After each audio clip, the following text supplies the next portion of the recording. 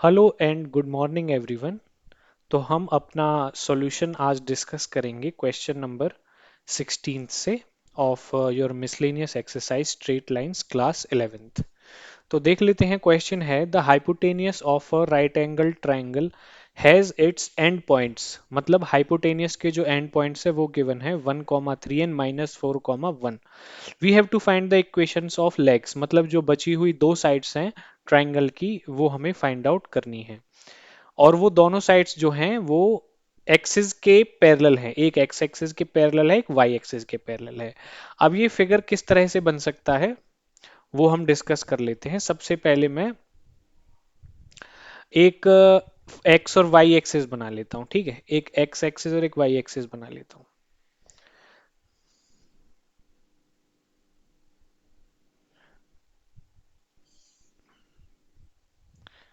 एक यहाँ पे एक्स एक्सिस हो गया, एक यहाँ पे क्या हो गया, वाई एक्सिस हो गया। बीच में यहाँ पे ये ओरिजिन है। अब उसने क्वेश्चन में हमको बोला है कि भाई एक राइट एंगल ट्राइंगल है। अब वो जो राइट एंगल ट्राइंगल है पहले उसके एंड पॉइंट्स गिवन है। पहले ये एंड पॉइंट्स हम मार्क कर लेते हैं कि ये कहाँ बनेंगे एक आइडिया लेने के लिए। तो 1,3, तो एक्स में यहाँ पे 1 2 3, तो ये 1 2 3। और वाई क्या है आपका, यहाँ पे एक्स कोऑर्डिनेट है 1, वाई कोऑर्डिनेट है 3, तो ये 1 2 3, 1 2 3। तो 1,3 कहाँ पे लाई करेगा, यहाँ पे लाई करेगा। ये पॉइंट आपका क्या आ गया, 1,3।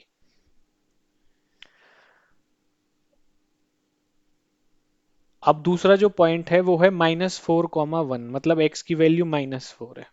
तो -4 तो लेफ्ट हैंड साइड में होगी और 1 तो यहीं पे है, तो ये -4,1 हो जाएगा आपका। इन दोनों को लाइंस को मैं क्या करने वाला हूँ, ज्वाइन करने वाला हूँ। ये आपका क्या बन गया, हाइपोटेनियस बन गया। अब इसकी जो दो परपेंडिकुलर लाइंस हैं, जो ट्राइंगल है वो कैसे बन सकता है। देखो दो तरीके हैं इस ट्राइंगल को बनाने के। या तो ट्राइंगल होगा ऐसे, या तो ऐसे बन सकता है ट्राइंगल। नहीं तो दूसरा जो मेथड है ट्राइंगल बनाने का वो कैसे बन सकता है, एक ट्राइंगल आपका ऐसे बन सकता है।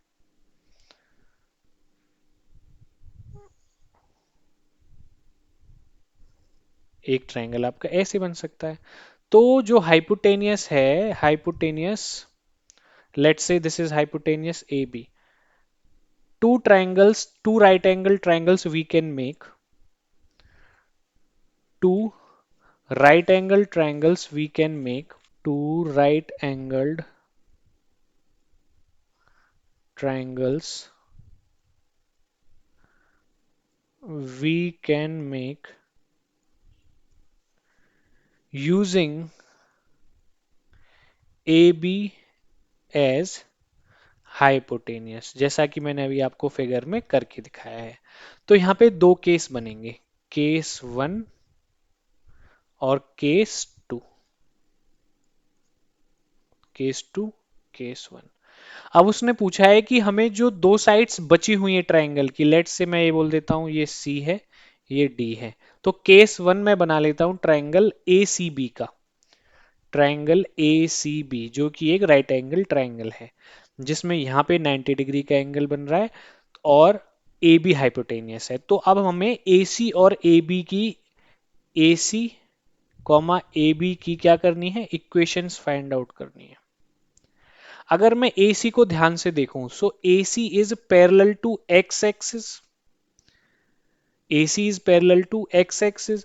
और जो भी लाइन एक्स एक्सिस के पैरेलल होती है, किसके पैरेलल है, A C is parallel to X axis. और जो भी लाइन एक्स एक्सिस के पैरेलल होती है उसकी जो इक्वेशन होती है वो होती है y इज इक्वल टू ए की फॉर्म की। अब बस मुझे ये देखना है कि जहां पे ये इक्वेशन इस तरह से बन रही है ये y एक्सिस को कहां पे कट करती है। तो ये y एक्सिस को कहां पे कट कर दी है, ये पॉइंट क्या है y एक्सिस का 1। तो AC की जो इक्वेशन हो जाएगी वो हो जाएगी y is equal to 1। Clear. और इसी ट्राइंगल में ए बी जो है लाइन, ए बी हमारा क्या है, ए बी तो हाइपोटेनियस हो गया, बी सी की निकालनी है हमें, बी सी की इक्वेशन। किसकी निकालनी है, बी सी की। A C comma B C. अब बी सी किसके पैरेलल है? B C is parallel to Y axis. B C किसके पैरेलल है? वाई एक्सिस के पैरेलल है। और जो वाई एक्सिस के लाइन पैरेलल होती हैं उनकी जो इक्वेशन होती है वो किस फॉर्म की होती है? वो होती है X is equal to B form की। मतलब ए और बी कुछ भी लिख लो, basically X is equal to constant number, यहाँ पे Y is equal to constant number. अब ये जो लाइन है ये एक्स एक्सिस को कहाँ पे कट करेगी? B C. अब मैं इसको नीचे देखूं तो ये एक्स एक्सिस को कहाँ पे कट करेगी? 1 पे।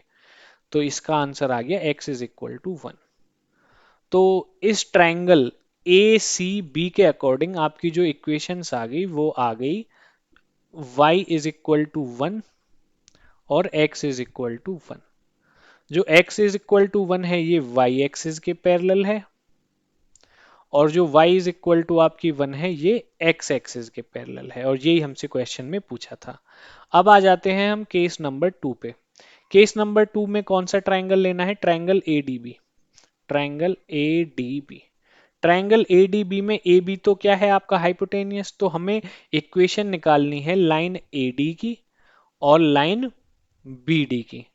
लाइन AD जो है, ये लाइन AD आपकी पैरेलल टू वाई एक्सिस है, और वाई एक्सिस के जो लाइन पैरेलल होती हैं उनकी इक्वेशन की फॉर्म होती है X is equal to A. A B कुछ भी लिख लो जैसा मैंने आपको बताया। और बी डी जो है आपकी, बी डी ये किसके पैरेलल है?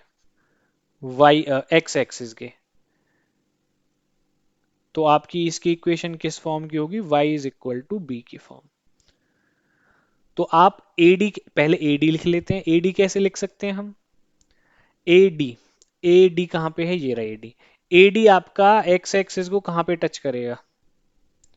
ये टच करेगा आपका -4 पे, देख लो सीधा। ठीक है ना? तो AD की जो इक्वेशन हो जाएगी वो क्या हो जाएगी? x is equal to -4। इसी तरह से BD का निकाल लेते हैं। BD आपका किसके पैरेलल है? BD पैरेलल है x एक्सिस के। तो ये y को कहाँ पे कट करेगा? ये y को कट कर रहा है 3 पे। कहाँ पे कट कर रहा है? 3 पे। तो ये हो जाएगी y is equal to 3। Okay. तो ये आपकी BD की हो गई, ये आपकी AD की हो गई। BD जो है वो किसके पैरेलल था? x एक्सिस के। तो फॉर्म होगी y की। y को कहाँ पे कट कर रहा है? 3 पे। तो y इज इक्वल टू 3। ठीक है जी। और ये ही आपके क्या हो जाएंगे? आंसर। ये केस 2 है, ये केस 1 है। चलते हैं नेक्स्ट क्वेश्चन पे। Find the image of the point 3,8 with respect to this line. देखो, इसको करने से पहले आपको एक फिजिक्स का छोटा सा कॉन्सेप्ट समझना पड़ेगा। जैसे मान के चलो ये कोई मिरर है, ये कोई मिरर है। इस मिरर के एक तरफ कोई पॉइंट है ए। तो इस पॉइंट की जो इमेज बनेगी ना इस मिरर में, वो भी उतनी ही दूर बनेगी जितना दूर ये पॉइंट है इस मिरर से। तो मान के चलो ये पॉइंट, ये जो डिस्टेंस है ये आपका डिस्टेंस है D। तो जो इमेज बनेगी ना, जो इमेजनरी बनती है इमेज, तो उसका जो डिस्टेंस हमें दिखेगा वो डिस्टेंस भी यहां से लेके यहां तक कितना होगा? D ही होगा। ये फिजिक्स का कॉन्सेप्ट है। ठीक है जी। प्लेन मिरर में देखो, प्लेन मिरर बोला है ना, और ये जो डॉटेड लाइन है ये हमारा मिरर की तरह एक्ट करेगा। और ये मिरर ही क्या है? हमारा एक लाइन है जो मिरर की तरह एक्ट कर रही है। जो लाइन की इक्वेशन गिवन है x+3y इज इक्वल टू 7। ये पॉइंट क्लियर हो गया। और अगर मैं A और B क्या है? आपकी इमेज। अगर मैं A और B को ज्वाइन करता हूं, क्या करता हूं? A और B को ज्वाइन। A और B को अगर मैं ज्वाइन करता हूं तो एक चीज क्लियर हो गई मुझे यहां से, इसी कॉन्सेप्ट से, कि ये जो पॉइंट होगा C will be the mid point. ये C क्या हो जाएगा? आपका मिड पॉइंट हो जाएगा। ये मैं यहां लिख देता हूं, यहां लिख देता हूं। चलिए, C will be the mid point. अब इस पॉइंट A के हमें कोऑर्डिनेट्स गिवन है 3,8 क्वेश्चन में, और हमें इसकी इमेज फाइंड आउट करनी है। इमेज फाइंड आउट करने का मतलब ये है कि जो B पॉइंट है इसके हमें कोऑर्डिनेट्स फाइंड आउट करने हैं। इमेज फाइंड आउट करने का मतलब क्या है? Image of A is equal to coordinates of B। Coordinates of point B. ठीक है जी। और ये जो मिरर है डॉटेड लाइन, ये इक्वेशन ऑफ द लाइन है जो एज ए मिरर एक्ट कर रही है, और वो इक्वेशन हमें क्वेश्चन में गिवन भी है। अब देखो ये हम कैसे निकाल सकते हैं। अब इस पॉइंट को हम लेट कर लेते हैं। क्या लेट करें भाई? इस पॉइंट को हम लेट कर लेते हैं ए कॉमा बी। इस पॉइंट को लेट कर लिया ए कॉमा बी। अब ये एक लाइन बन गई ए बी हमारी। ये लाइन एक ए बी बन गई। इस लाइन ए बी की जो इक्वेशन बनेगी, और ये इक्वेशन पहले गिवन है, ये दोनों लाइंस जो हैं ये पॉइंट सी पे हमारी क्या करती हैं? इंटरसेक्ट करती हैं। तो इनमें जो ये पॉइंट सी है, ये इस लाइन को और इस लाइन को दोनों को सेटिस्फाई करेगा। तो सबसे पहले मैं क्या करता हूं, लाइन ए बी की मैं इक्वेशन निकाल लेता हूं।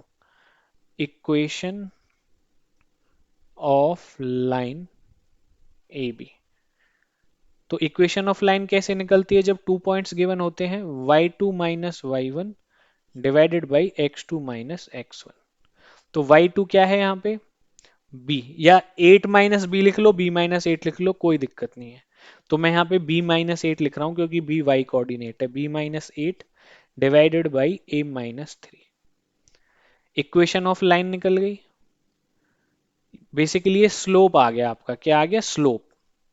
और इसी को हम आगे करके इक्वेशन ऑफ लाइन निकालने वाले हैं। Slope of line A B.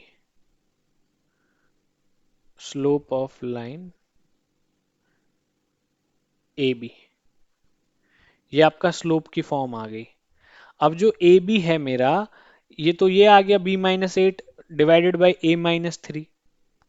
अब देखो जो ये पॉइंट C है, C is the mid point as I have already told you. तो मिड पॉइंट को मैं कैसे लिख सकता हूं? अगर ये कोऑर्डिनेट्स a कॉमा बी और ये 3 कॉमा 8 है, तो C जो है वो मिड पॉइंट है, उसके कोऑर्डिनेट्स आ जाएंगे 3 plus a by two comma b plus 8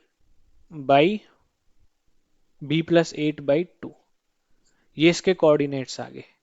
अब ये जो कोऑर्डिनेट्स हैं, ये इस लाइन ए बी पे भी लाई करते हैं, और ये जो डॉटेड लाइन है इस पे भी लाई करते हैं। और इस डॉटेड लाइन की इक्वेशन ये है। तो ये जो पॉइंट्स हैं इस डॉटेड लाइन को भी तो सेटिस्फाई करेंगे। अगर सेटिस्फाई करेंगे तो हम x is equal to 3 plus a by 2 और y is equal to b plus 8 by 2 यहाँ पे पुट कर देते हैं इस इक्वेशन में। पुट करने के बाद 3 plus a by 2 plus 3 multiplied by b plus 8 by 2 is equal to क्या आ जाएगा? 7। तो यहां से मेरी ए और बी में एक इक्वेशन बनने वाली है। मैं बना लेता हूं इक्वेशन। 3 मल्टीप्लाई कर दूंगा अगर मैं अंदर, तो क्या आ जाएगा? 3b plus 24 divide by 2 is equal to 7। 2 नीचे एलसीएम ले लूंगा तो ऊपर यहाँ पे आ जाएगा 3 plus a plus 3b plus 24। जो 2 नीचे डिवाइड में था, राइट हैंड साइड में ले जाके 14 लिख सकता हूँ। तो ये आ गया मेरे पास a प्लस 3b। 24 और 3 में से प्लस करूंगा 27। 14 जब हमारा लेफ्ट हैंड साइड के पे आएगा, तो 27 में से 14 माइनस होगा तो कितना आ जाएगा आपका? कितना माइनस हो जाएगा? 13 आ जाएगा आपका। कितना आ जाएगा? 13। तो यहाँ पे मैं +13 इज इक्वल टू 0 लिख सकता हूँ। तो मेरे पास एक ये इक्वेशन आ गई। अब इस इक्वेशन को मैं इस लाइन की इक्वेशन के साथ अगर सॉल्व कर देता हूँ, इसको मैं अगर इसके साथ सॉल्व कर देता हूं तो मेरा काम बन सकता है। एक और इंपॉर्टेंट बात, ये जो अब देखो इसको मैं सॉल्व किसके साथ करूं? ये तो स्लोप आ गया मेरा। अब जो लाइन ए बी है, line A B is perpendicular to line, इसको मैं बोल देता हूं लाइन एल, डॉटेड लाइन को एल। परपेंडिकुलर होगा। क्यों होगा परपेंडिकुलर? क्योंकि जब भी इमेज बनेगी आपके मिरर में, तो एकदम सीधा ही तो बनेगी। ऐसा कभी हुआ है कि आप मिरर में देख रहे हो, आप खड़े सामने हो और आप इधर देख रहे हो? अगर आप एक प्लेन मिरर में देख रहे हो तो ऐसा तो नहीं होगा। तो लाइन जो ए बी है वो आपकी लाइन एल के साथ, जो डॉटेड लाइन है इसके साथ परपेंडिकुलर होगी। क्या होगी? परपेंडिकुलर। और जब दो लाइंस परपेंडिकुलर होती हैं तो उनके स्लोप का जो प्रोडक्ट होता है वो -1 होता है। तो this implies slope of AB multiplied by slope of line L will be equal to -1। ये फॉर्मूला है कि जब दो लाइंस परपेंडिकुलर होती हैं mutually, then their the product of their slope is -1। तो ए बी का स्लोप तो मैंने पहले ही फाइंड आउट कर लिया, लिख लीजिए जी यहाँ पे b-8 a-3। अब L जो लाइन है इसका स्लोप कैसे निकालूंगा, बहुत आसान है। इसको मैं कंपेयर करूंगा y is equal to M X plus C की फॉर्म से, क्योंकि इस फॉर्म में जो m का जो कॉफिशिएंट होता है, x का जो कॉफिशिएंट होता है, वही हमारा क्या होता है, स्लोप। तो इसको मैं लिख लेता हूं इसी फॉर्म में। अब y का कॉफिशिएंट तो 1 करना है, तो 3 से डिवाइड कर देता हूं दोनों तरफ। तो ये आ जाएगा 7/3 माइनस x/3। x का कॉफिशिएंट क्या है यहाँ पे, -1/3, और यही मेरा क्या हो जाएगा, slope, slope of L, slope of line L. तो ये आ गया -1/3, यहाँ पे मल्टीप्लाई करके इज इक्वल टू -1। माइनस से माइनस कैंसिल कर देता हूँ। आगे जब मैं इसको सॉल्व करूंगा तो क्या आ जाएगा मेरे पास, ये आ जाएगा b-8 divided by 3a -9 is equal to 1। आगे नीचे भी 1 लिख सकता हूँ, इसको क्रॉस मल्टीप्लाई करके जब मैं सॉल्व करूंगा तो b-8 is equal to 3a-9। अब इसको a और b की टर्म्स को मैं एक तरफ लिख लेता हूं, तो 3a minus B -1 is equal to 0। ये एक मेरी इक्वेशन 2 आ गई, इसको मैं इक्वेशन 1 बोल देता हूँ। अगर मैं इक्वेशन 1 और 2 को सॉल्व कर लेता हूं तो मेरे पास a और b की वैल्यू नहीं आ जाएगी, और a और b की वैल्यू आते ही मेरे पास जो इमेज है पॉइंट a की वो आ जाएगी, because the image of point a is nothing but the coordinates of point b। So let's solve this first. Equation क्या है ये मेरी, a plus 3b plus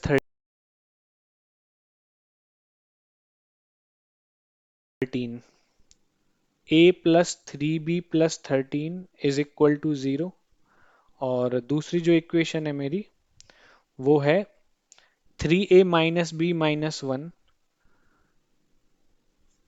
3a minus B minus 1 is equal to 0। यही है ना, check कर लेते हैं जी। ठीक है जी। अब ये तो हमारा काम कंप्लीट हो गया। अब मुझे एलिमिनेशन मेथड लगाना है। क्या लगाना है, एलिमिनेशन मेथड। और जब मैं एलिमिनेशन मेथड से इसको सॉल्व करूंगा तो मैं क्या करूंगा, इसको ना मैं 3 से मल्टीप्लाई कर लेता हूँ। Let's multiply this equation by 3, क्योंकि मुझे 3 भी कैंसिल करना है। तो 3 3 9a minus 3b minus 3 is equal to 0।